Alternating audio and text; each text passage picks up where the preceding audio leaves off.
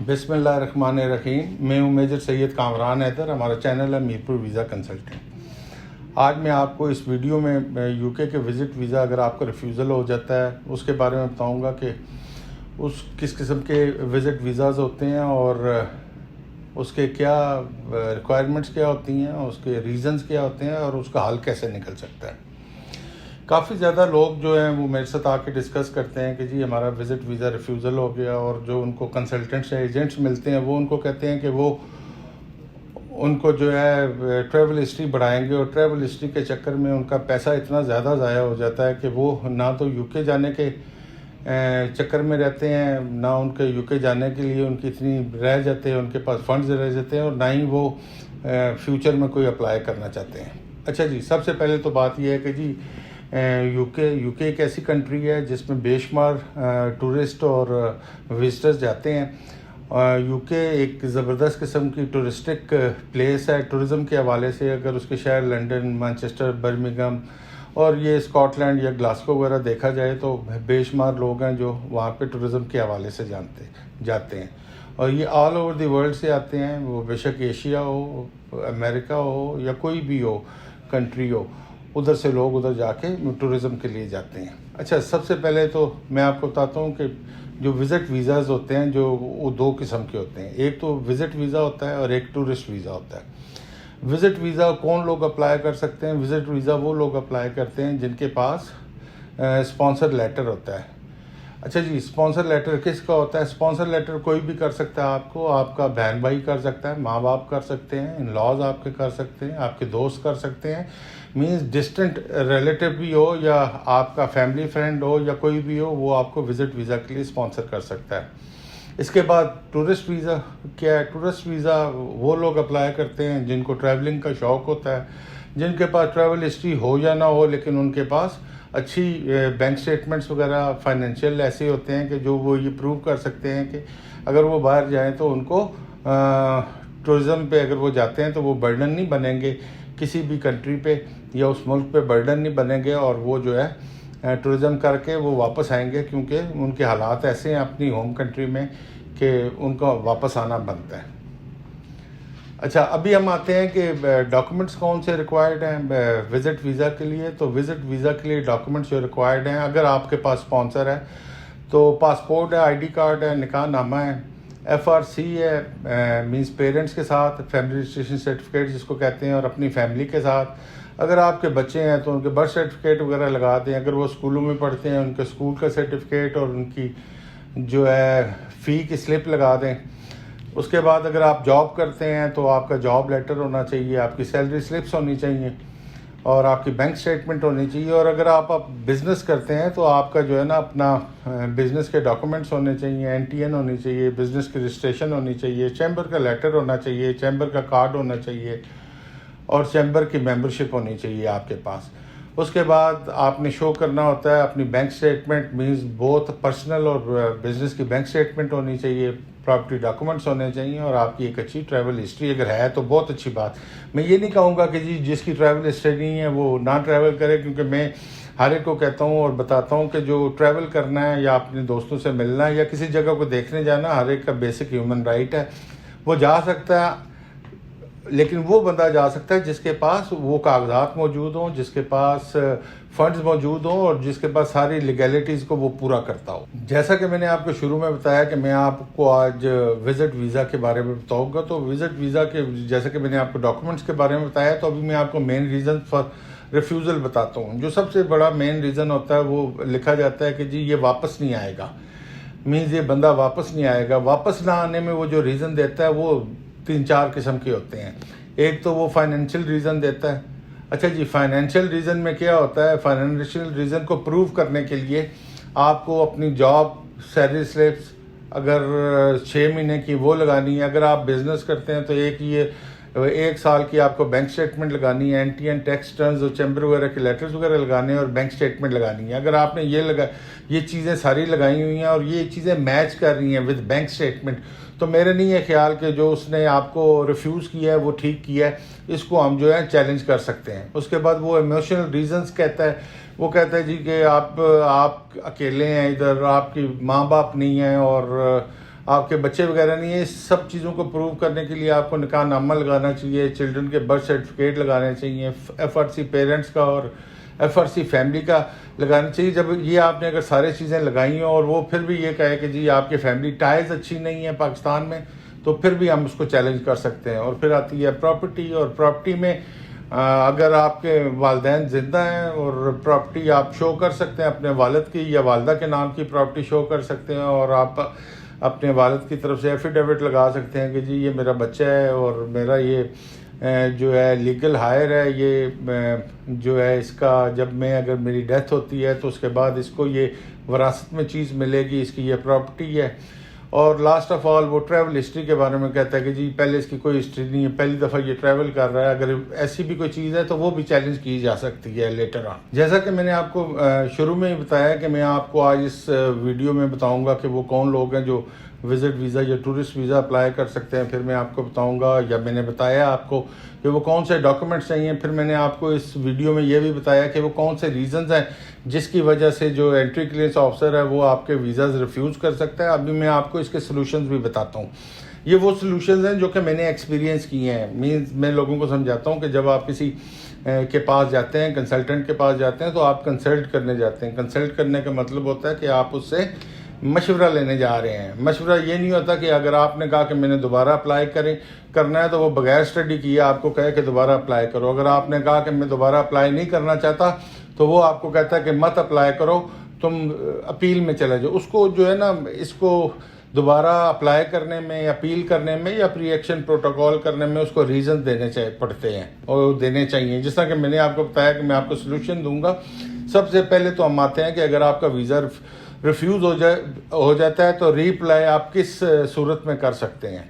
Means ये मेरे अपने एक्सपीरियंस की चीज़ें हैं और ये वो ऐसे ट्रिक्स हैं जो कि मैं आपको बताने लगा हूँ। सबसे पहले रीअप्लाई उसको करना चाहिए जिसने 6 महीने का वीज़ा अप्लाई किया था। 6 महीने के वीज़ा का मतलब है 22-23 हज़ार रुपया उसने वीज़ा फ़ी पे की हुई है। और अगर वो दोबारा उसको अप्लाई करता है 6 मंथ्स का तो कोई ऐसी बात नहीं है। वो जो चीज़ें उसने पॉइंट आउट की हैं एंट्री क्लियरेंस ऑफिसर ने, वो अपनी एप्लीकेशन में करे अप्लाई और उसको जो है ना दोबारा अप्लाई करे।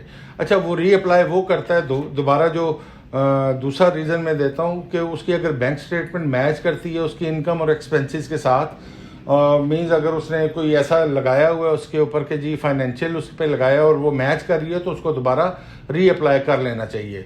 और तीसरी बात है जिसके पास लेस टाइम हो ट्रैवल का, ज़ाहिर बात है वो अगर अपील में जाएगा वो 2-3 महीने लग जाएंगे, और प्री एक्शन प्रोटोकॉल में भी जाता है तो 3 से 4 हफ्ते या 6 हफ्ते लग ही जाते हैं। तो अगर उसके पास इतना टाइम नहीं है कि वो जो है अपील या प्री एक्शन प्रोटोकॉल में जाए तो उसको रीअप्लाई करना चाहिए 6 मंथ्स का। और आखिर में जो चीज़ है, जो चौथी चीज़ है, वो मैं ये कहता हूँ कि जी अगर आप उसके पास वैलिड स्पॉन्सर लेटर है, मीन्स अगर उसने कोई स्पॉन्सर मंगवाया, क्योंकि आपको पता है कि जो सेटलमेंट का स्पॉन्सर है वो 4 वीक्स के लिए होता है, वैलिड होता है, और जो विजिट का होता है वो 12 वीक्स के लिए वैलिड होता है। अगर उसके पास स्पॉन्सर लेटर वैलिड है तो उसको दोबारा 6 मंथ्स के में चला जाना चाहिए। मीन्स ये वो सोल्यूशन है जो एक आदमी ने 6 महीने का वीज़ा अप्लाई किया और उसके पास बैंक स्टेटमेंट मैच करी है इनकम और एक्सपेंसेस के साथ, उसके पास टाइम कम है ट्रैवल का, और लास्ट ऑफ ऑल उसके पास वैलिड जो स्पॉन्सर लेटर है तो उसको दोबारा करना चाहिए। अच्छा जी, सेकंड हम आते हैं कि अगर आप वो अपील में जा रहा है या कोई उसको सजेस्ट कर रहा है तो वो कौन से रीज़न है। सबसे पहले तो मैं ये कहता हूँ कि अपील में उस बंदे को जाना चाहिए जिसने 2 से 5 साल का वीज़ा अप्लाई किया। ज़ाहिर बात है 1.25 लाख से 1.5 लाख पौने 2 लाख वीज़ा फ़ी है, तो बेहतर है उसको अपील में जाना चाहिए। और उसके पास दूसरा वो जिसके पास टाइम ज़्यादा है, मीन्स उसके ट्रैवल में अभी काफ़ी टाइम है, क्योंकि ज़ाहिर बात है जब आपने कोई ऐसा फंक्शन रखा हो, कोई किसी की बर्थडे अटेंड करनी है, किसी की शादी अटेंड करनी है, या कोई ऐसी कॉन्फ्रेंस या मीटिंग पे जा रहे हैं और आपके पास टाइम नहीं है और आप अपील में जा रहे हैं, तो उसका रीज़न कोई नहीं अपील में जाने का, वो दोबारा रिफ्यूज़ हो जाएगा। आपका जो एंट्री क्लियरेंस मैनेजर है या वो लिखेगा जी कि आपके पास क्योंकि टाइम नहीं है तो इसलिए जो है, या टाइम गुजर चुका है तो आपको हम वीज़ा नहीं दे रहे हैं। तो सबसे पहले तो हम आ गए, अगर उसने वीज़ा फ़ी इतनी ज़्यादा पे की हुई है तो उसको अपील में जाना चाहिए। दूसरे है कि उसकी इनकम और एक्सपेंसेस अगर मैच कर रहे हैं बैंक स्टेटमेंट में तो उसको जाना चाहिए। और तीसरा उसके पास अनफ टाइम है, मीन्स अपने ट्रैवल करने में अनफ टाइम है तो उसको इसमें जाना चाहिए। अच्छा जी, चौथे में हम आते हैं, तीसरा रीज़न में जो सोल्यूशन में आता हूँ वो प्री एक्शन प्रोटोकॉल है। अच्छा, सबसे पहले मैं आपको बताता चलूँ कि मैं इस प्री एक्शन प्रोटोकॉल पे काफ़ी अरसे से काम कर रहा हूँ और मेरा इस पे काफ़ी ज़्यादा एक्सपीरियंस है। मैंने वो प्री एक्शन प्रोटोकॉल करता हूँ या समझता हूँ जिसको कि जी हम विन होंगे तो मैं तकरीबन उसी के लिए जाता हूँ, अदरवाइज़ मैं हर वीज़ा के लिए नहीं जाता। और राउंड अबाउट 99% जो है प्री एक्शन प्रोटोकॉल का हमारा माशाल्लाह रिजल्ट है, ये मैं प्रूव भी कर सकता हूँ। अगर कोई मुझे आके मिलता है तो मैं उसको शो भी कर सकता हूँ। तो प्री एक्शन प्रोटोकॉल में वो कौन लोग जाएंगे? सबसे पहले तो वो है रिफ्यूज़ल में, जब आप देखते हैं कि जो एंट्री क्लियरेंस ऑफिसर है वो अनेबल था, उसने आपका केस को सही स्टडी नहीं किया। आप बिजनेसमैन हैं, उसने आपको सैलरीड मैन बताया हुआ है। आप 4 बच्चों के बाप हैं, उसने आपको अनमेरिड शो किया हुआ है। आप 15 दिन के लिए जा रहे हैं, उसने 3 महीने का लिख दिया है, तो उसने आपका सही तरह केस स्टडी नहीं किया। दूसरी चीज़ है, आप ये देखते हैं कि जो आपका ECO एंट्री क्लियरेंस ऑफिसर है उसने आपका केस ही मिस जज किया है।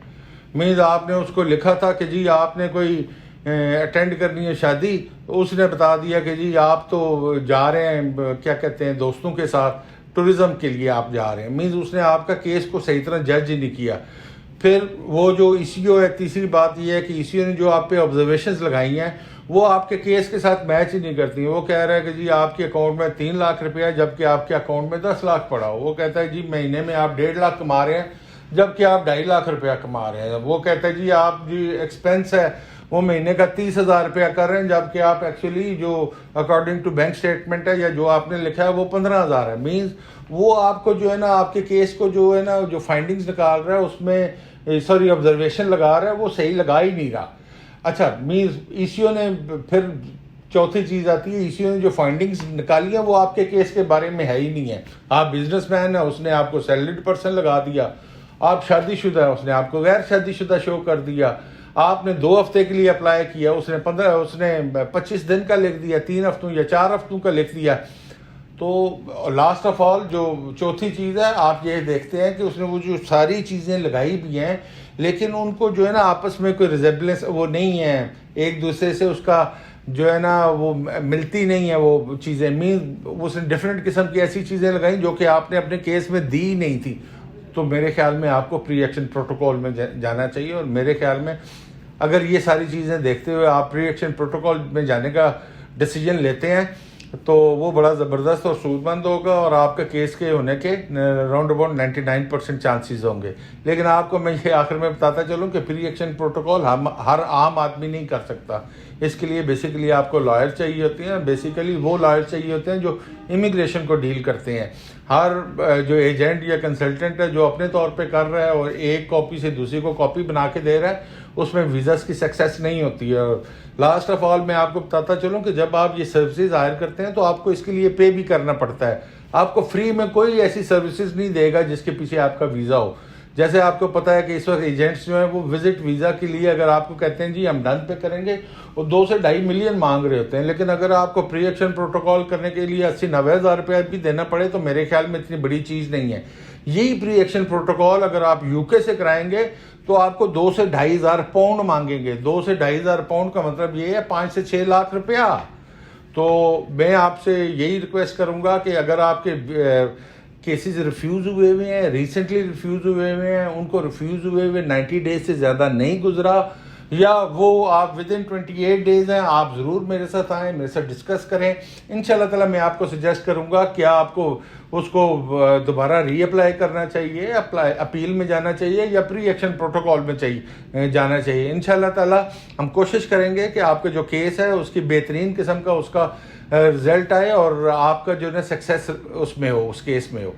अच्छा जी, ये वो तमाम चीज़ें थी जो कि मैं आपके साथ आज डिस्कस करना चाहता था। मैं ये बताना चाहता था आपको कि अगर किसी का वीज़ा रिफ्यूज़ हो जाता है तो उसको अगर कोई एजेंट ये कहता है कि तुम जाके अभी ट्रैवल हिस्ट्री शुरू कर दो, टर्की चले जाओ, दुबई चले जाओ, मलेशिया और वियतनाम या कंबोडिया जाना शुरू कर दो या श्रीलंका जाना शुरू करो, और जो तुम्हारे पास फंड्स हैं उन्हीं को आप जो है ख़त्म कर दो और आपके पास इतना रही नहीं कि आप आगे जाएं, तो मैं उनको कहूँगा आप ऐसा ना करें।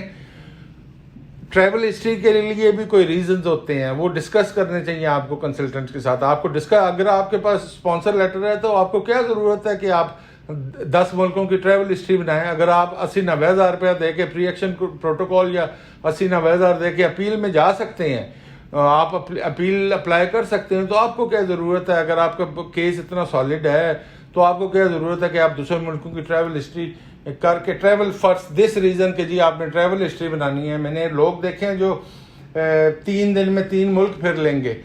क्या एंट्री क्लियरेंस ऑफिसर ये नहीं देखेगा कि इसने सिर्फ ट्रैवल हिस्ट्री बनाने के लिए, मोहरें लगाने के लिए उसने जो है ना ये सारी हरकत की है?